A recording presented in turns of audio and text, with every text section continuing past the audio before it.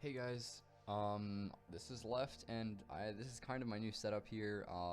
This is going to be a bit of a different video today, so sorry if I sound weird, if this is different. So, as you know, I've got a new computer, and it's not really as easy to create videos on as the last one because it's a Razer, so it does not run Mac OS, which means I can't use iMovie. So we're not going to be getting those same sort of elevated quality editing type videos that I was doing before, but today I've got a little bit of a new idea. We are going to be walking through the draft of Game 3 between Cloud9 and TSM in the Spring Live Championship. So this happened a little bit ago, and I just wanted to I don't know, I wanted to talk about something. I wanted to break something down with you guys live as I was recording it on my screen. One of the really cool things about this new computer though is that I can just record my screen whenever I want just by hitting the Windows key and G. And then if I plug my Turtle Beach headset into the computer via a USB, I can record my microphone from there. So I hope you guys all enjoy this new setup. I hope you don't hate the shift in format. Until I figure out some cool things to do with these complicated video editors I've downloaded, this is what we're gonna have. So, let's start breaking down the draft now. So, first, Cloud9 banned Blackfeather, and you might not really understand why. Blackfeather had not even been played in the series up until now, and neither Von C nor Best Chuck NA is really known for their Blackfeather. But it's going to become more clear later in the draft why they banned Blackfeather first. So let's unpause this here. I've got it muted because I don't want to have the caster, I don't want to be talking over the casters, but we're going to see here that TSM is going to ban Glaive.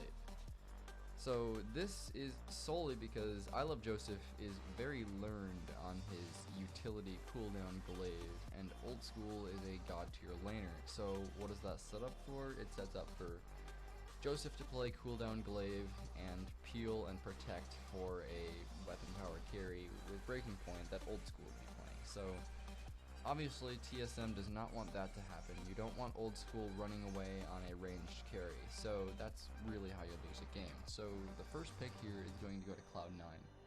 And let's fast forward a little bit here. We're going to see that it is Adagio.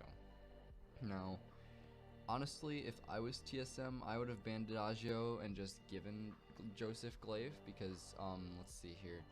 Well, Adagio, there's not really much else to say besides Old School is literal god incarnate on Adagio. Adagio is his hero. He is incredible on Adagio. He's the best Adagio player in all of North America. I don't know about any Korean, East Asian Adagios, but I do know that Old School is by far the best Adagio in North America. So this means another thing, besides Old School being amazing at it. Adagio gives them a really strong mid-game and some sustained healing. So Adagio in the mid-game, as soon as he picks up that alternating current, if he's able to get that early, that's a huge power spike, especially because he'll be maxing Agent of Wrath first. Now from alternating current, he'll probably go into Broken Myth, and if he can get that before Best Chuck NA gets his first two items, depending on the weapon carry that he picks, his Arcane Fire, even at only level 2, will be doing a lot of damage, not to mention his Agent of Wrath plus alternating current. All I'm trying to say here is that Adagio has a really strong mid-game if you can farm. Also, what the Adagio pick means is that they're going to need to pick at least one hero that is kind of in your face and gets close to the enemies so that they have an easy way to apply Arcane Fire to the team. So let's see what TSM is going to pick here. So it is going to be Lyra. That is a understandable and smart pick from FleshX. And this is because you don't want to give them the possibility of double healing. As you all probably know, Adagio and Lyra plus a weapon power carry or weapon power jungler is really a recipe for an instant win. You do not want to be giving the other team double heal. Also, it's not like Cloud9 has been showing that they're going to be giving a lot of mortal wounds from their side, so it's pretty safe for TSM to pick Lyra. Also, TSM's Lyra pick is going to allow them to try to deny any dive from Cloud9 that they might try to apply Arcane Fire with using the Bright Bulwark. So, Lyra, mostly to equalize the healing, also kind of to shut down dive potential from Cloud9. So the ban from TSM is Koshka, and the ban from the Koshka ban is really just a standard NA thing right now. If you're not from North America, NA uses Koshka to invade early, basically starve you out. You'll have like 5 farm at 10 minutes if there's like really good Koshka on the enemy team. You really just want to ban Koshka all the time if you're in high ranks. So honestly, the Koshka ban, really standard, very expected, and Cloud9's ban here is going to be targeted against Von C, and they are going to ban the Grumpjaw. So Von C is very good on Grumpjaw, and Grumpjaw goes very well with Koshka, but Grumpjaw does not need to be with Koshka, and Grumpjaw in conjunction with Lyra is very good because of his inherent tankiness with the living armor perk that he has. So Von C on Grumpjaw is not something that Cloud9 wants to see, also because of the what's it called? The dive potential of the Grumpjaw with his Grumpy skill, and just Von C is pretty dang good on Grumpjaw. His counters have been banned or picked, and Cloud9 just does not want to see that there. Now, it could have been a little bit of a bait by Cloud9, because their next pick is going to be Kestrel, which I guess they were trying to bait Cloud9 into banning Grumpjaw so that they could take Kestrel, because Grumpjaw is pretty decent into Kestrel. He can jump right onto her, do some damage, not let her use active camo. But Von C is going to pick Kestrel here because she's good into Adagio, and he is a very good Crystal Power Kestrel. But I want to talk about something a little bit more complicated here, and it's something that I think I guess I've kind of observed about Von C throughout the time that I've watched him in tournaments. It started, I guess, in the autumn season 0, like literally the first live finals ever. When I was watching Von C, he wasn't on TSM. This was back when Team Von existed, like him and his team of Chinese exchange students or whatever. He played Jewel, and he only played Jewel. He played Weapon Power Jewel in every single game of that tournament, I think. And he never changed his playstyle once. He would just perfectly land Rocket Leap onto the enemy carry, delete them, move on to the next person, delete them, never facing backwards, and always using his forward-facing armor. And he never changed. He never changed his build. He never changed his strategy. He never changed his mechanics. He never changed the way he leveled up his skills. And I think that kind of speaks to him as a player. Von C, he seems to be very locked in his playstyle, so to say. Like, on the surface, it looks like he can only play one hero per tournament. Like, in this tournament, that was Kestrel. Of course, he did play other things in this tournament, but whenever he had the opportunity, he was always playing Kestrel, always playing the exact same way. And when he would get into the game, it's kind of like he has this mindset of, I'm just going to keep bashing my head against this wall. If I can't break it, nobody can. You see this throughout the times that you see him play in the tournaments, and I think it really hurt TSM here because of the composition that Cloud9 is going to pick next. Just fast forward it until they do their last 2 picks. They're going to take the Fortress, and they're going to take the Rona. So, Fortress and Rona are a very good combo, honestly. I love Joseph. The Rona was probably the biggest surprise for me of this entire live finals, and I think it really speaks to how the metas from EU and NA can come together at this Unified Live Championship.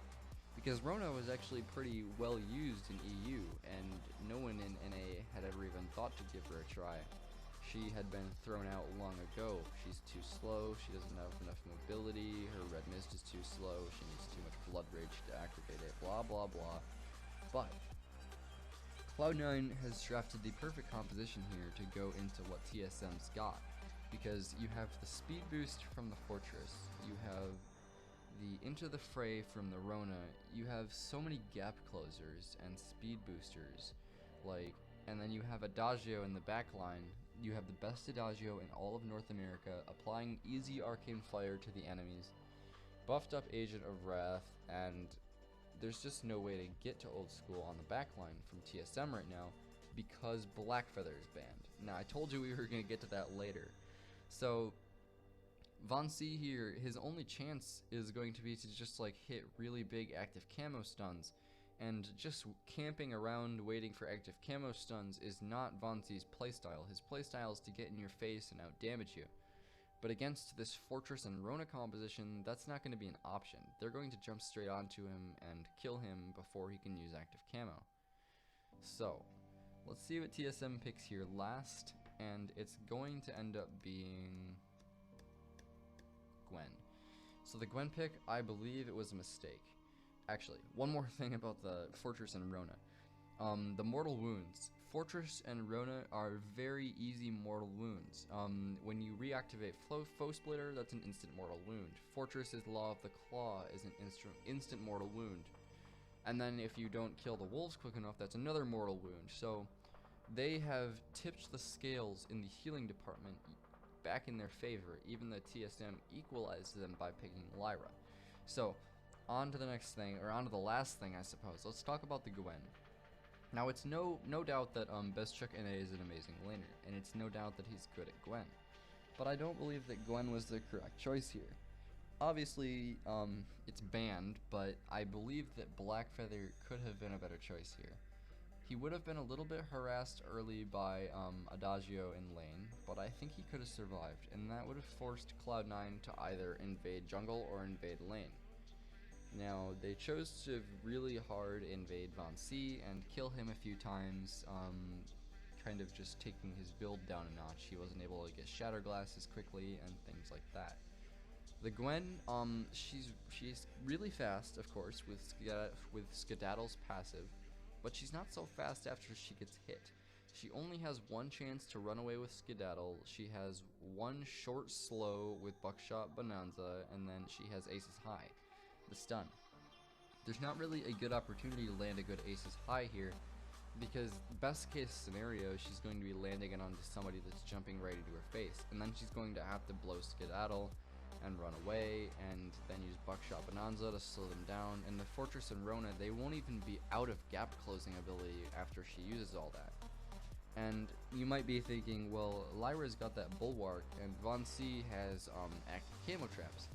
Now, it's really actually not that hard to make Lyra bait out.